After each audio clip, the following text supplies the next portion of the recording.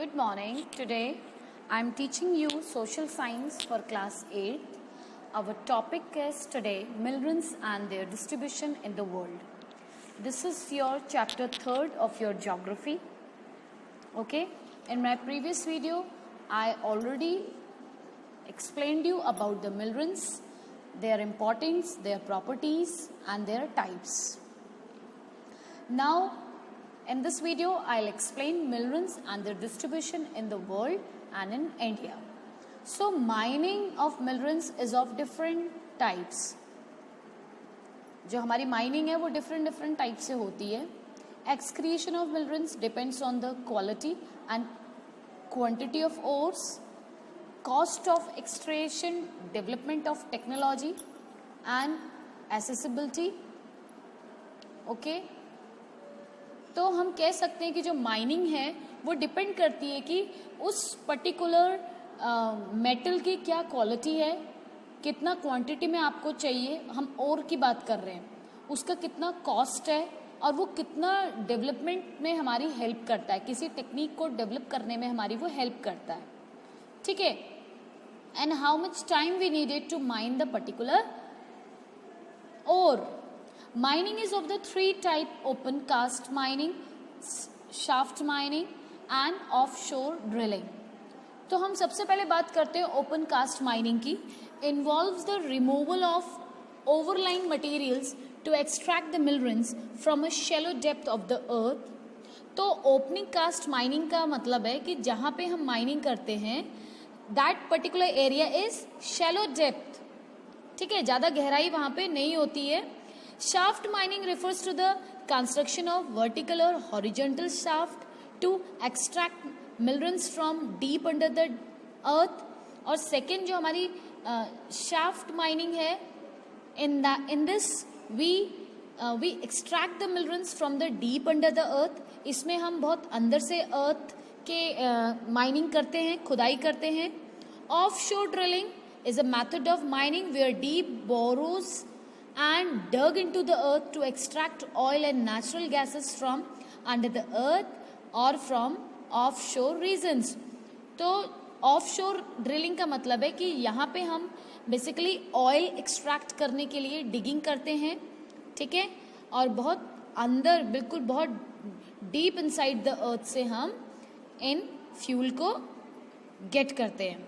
ठीक है, तो as now we have three ways of mining. One is open cast mining, another is shaft.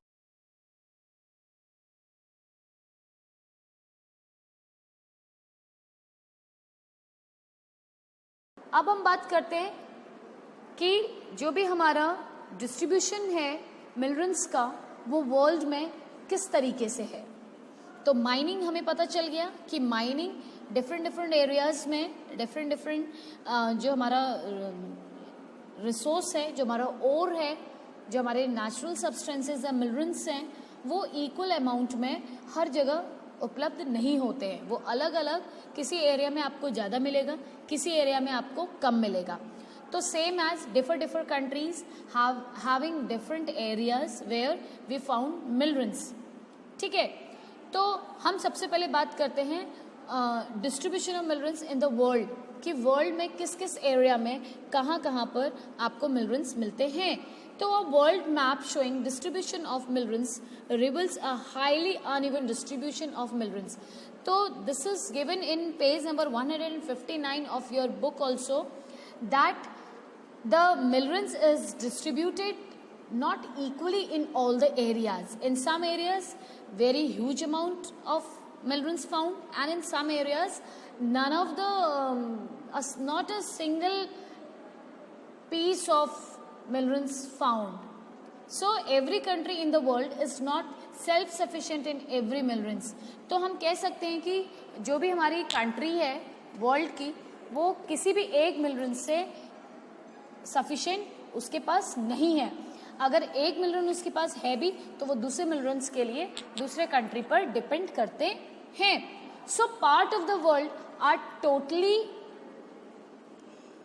Devoid of minerals, तो जो minerals का जो डिस्ट्रीब्यूशन है वर्ल्ड में वो डिफर है.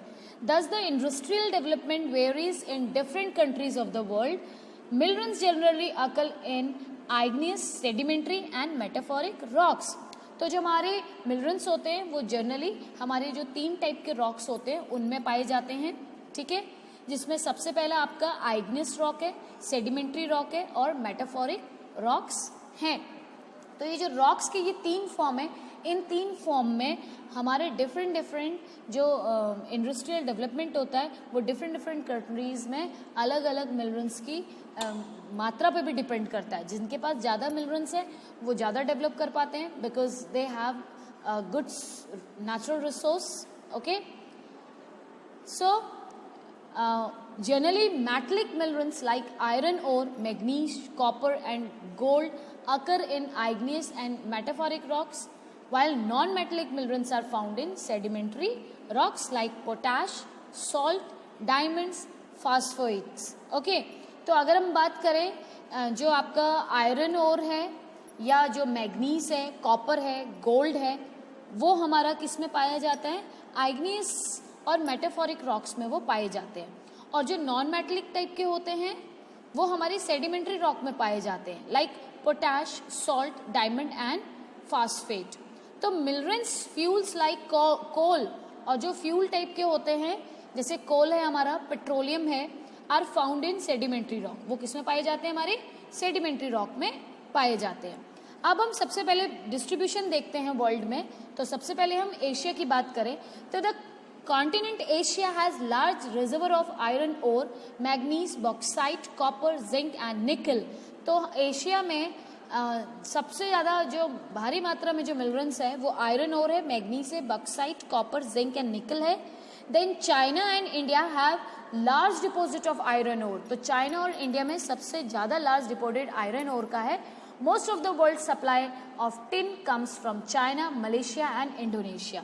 तो टिन का जो सप्लाई होता है वो चाइना, मलेशिया और इंडोनेशिया से होता है जो कि ये एशिया के पार्ट हैं. अब हम बात करते हैं यूरोप की. तो Europe has large reservoir of iron ore. तो यूरोप में भी आपका आयरन ओर का बहुत बड़ा रिजर्वर है. The landing iron ore producing countries of Russia, Ukraine, France and Sweden. तो these are the 4 countries who produce iron very much. They're producing quantities very much as compared to the other countries of the world because they have the resource of iron ore. The other minerals like manganese, copper, lead, zinc and nickel are found in Europe. तो और अगर हम बात करें जो rest of जो मैंने आपको बताए वो हमारे यूरोप में पाए जाते हैं. अब हम बात करते हैं नॉर्थ अमेरिका की. तो North America is rich in minerals namely copper, lead, zinc, platinum, gold and silver. तो ये जो हमारे कुछ मिनरल्स हैं ये हमारे नॉर्थ अमेरिका में पाए जाते हैं. The Lake Superior regions has deposits of high quality iron ore. जो लेक सुपीरियर है उसके जो उसका जो बीच है या जो उसका जो जहाँ पे डिपॉजिट्स होते हैं सारे वहाँ पे आयरन ओर की बहुत हाई क्वालिटी वाला आयरन ओर मिलता है. The Canadian slides in rich in platinum, gold, निकल एंड कॉपर. तो कैनेडियन जो स्लाइड्स है उधर हमारा प्लेटिनम, गोल्ड, निकल और कॉपर मिलता है. The Rocky mountains contain the deposit of copper, tin, gold and uranium. और जो वहाँ पे रॉकी माउंटेन्स हैं उधर भी हमारा copper, tin, gold and uranium मिलता है. The Appalachian region has large coal deposit. Mexico is the largest producer of silver. तो मैक्सिको हमारा लार्जेस्ट डिपॉजिट है सिल्वर का. ठीक है, अब हम बात करते हैं साउथ अमेरिका की. तो South America the continent is rich in mineral. Brazil is the leading producer of iron और बॉक्साइट एंड टिन. तो ब्राजील आपका साउथ अमेरिका में आता है. It is one of the country having very much producing iron और bauxite and tin. Then Bolivia is also an important producer of tin. Chile is the world's leading producer of copper and nitrites. Bauxite is producer in Geneva and Suriname. Minerals also is found in Venezuela, Colombia, Argentina and Brazil. तो ये जो हमारी countries है सारी South America की part है and rest of the remaining ores we easily get from these countries. अब हम अफ्रीका की बात करते हैं तो Africa has large resource of minerals. Africa is the leading producer of gold diamond platinum in the world. तो world में सबसे ज़्यादा अफ्रीका का जो हमारा कॉन्टिनेंट है इस एरिया में गोल्ड डायमंड प्लेटिनम मिलता है, ठीक है। Zimbabwe and South Africa are the largest producer of the gold and copper is found in Zaire and South Africa.